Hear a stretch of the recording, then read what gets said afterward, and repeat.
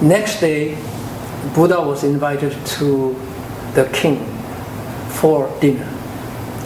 And so the Buddha let this old man carry the bowl. It's a steel bowl called a patra in Sanskrit, patra, P-A-T-R, patra in the bowl, which is used for baking food and sometimes giving water and so on. So this old man was carrying that patra, the bowl. However, he was stopped at the entrance to the palace by the guard of the palace, saying, even those guards knew this man is a stupid one, cannot even memorize one line and so on. So he said, look, the Buddha is invited to dinner, invited by the king himself. You, a stupid one, cannot enter. You stay here. So he was stopped. So only Buddha entered the palace. And while the Buddha was washing his hands before eating, there was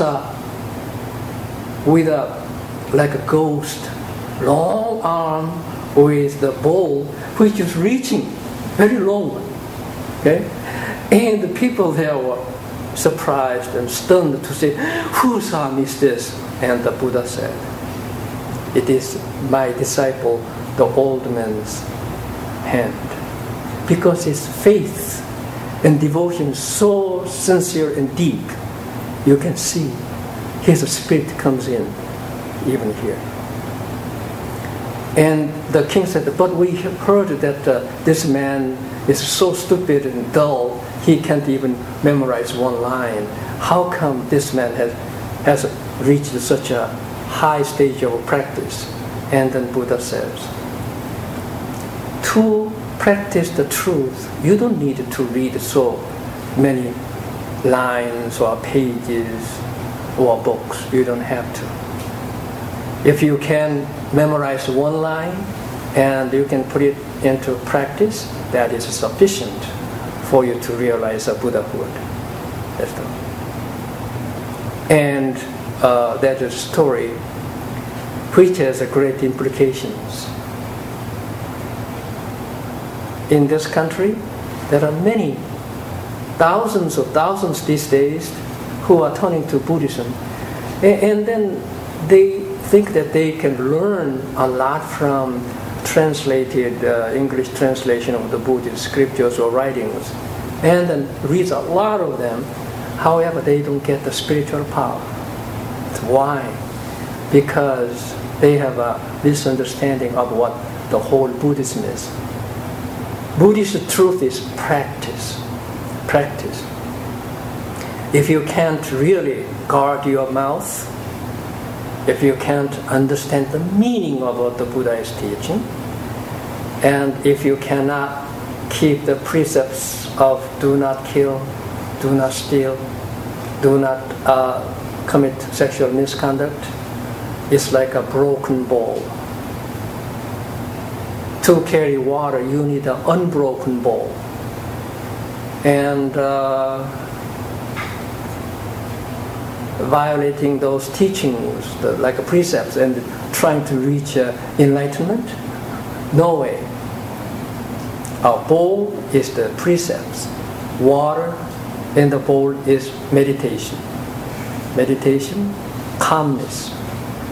And the moon reflected on the surface of the water is the wisdom. You see? The wisdom. In Buddhism, wisdom is the highest.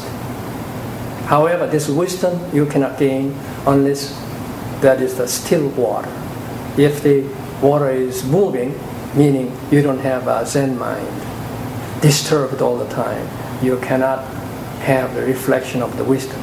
But remember, if the bowl is broken, you have no bowl to carry water. So these three, called the threefold practice of concentrated state of mind, and then wisdom, and then practice. In Buddhism, it goes the other way. Practice. Precepts comes first.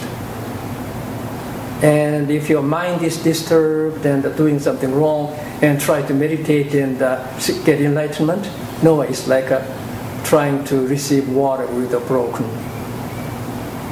bowl.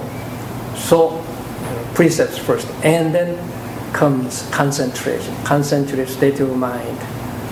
You know how you can keep your mind concentrated, unmoved by any trying situations? It's very difficult if somebody really stir you up. You know. It's hard to keep the serenity of the mind with no bias, no prejudice, no anger. Keep the mind clean, serene. If you can keep the mind all the time in any situation, you are practicing Zen everywhere, every time. And then, of course, there will be a great enlightenment. With the enlightenment, you become a living Buddha. And then you will see those beautiful flowers, trees are the face of the Buddha. And the songs of the birds and all those things in the world are none other than the song of the Buddha and the voice of the Buddha. And that's the way you change hell to a paradise.